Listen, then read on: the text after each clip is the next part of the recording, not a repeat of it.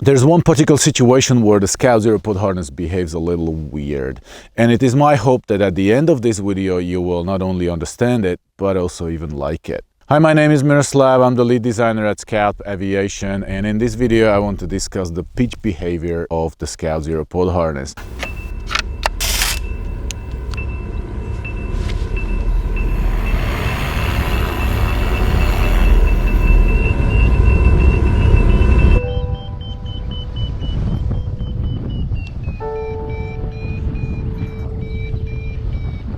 Basically, if you add power, it will lift your feet a little bit higher, which is a little bit unusual for the paragliding pilots simply because they never had power before.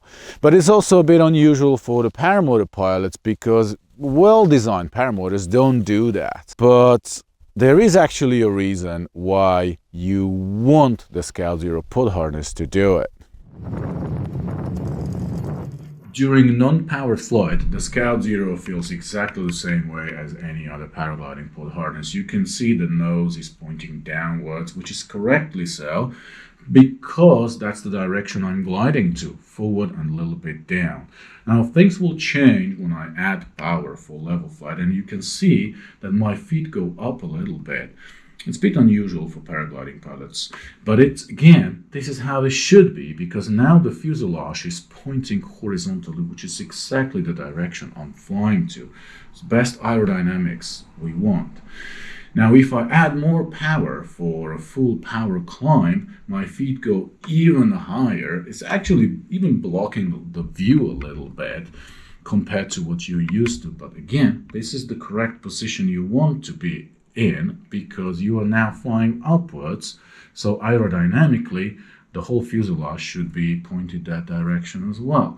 Now it's a bit unusual for paramotor pilots as well, because being reclined is a sign of danger. I did a separate video about why it is dangerous to have the prop reclined on paramotors, and it could cause some fatal accidents even. But this is not the case of the Scout Zero, because my back is reclined.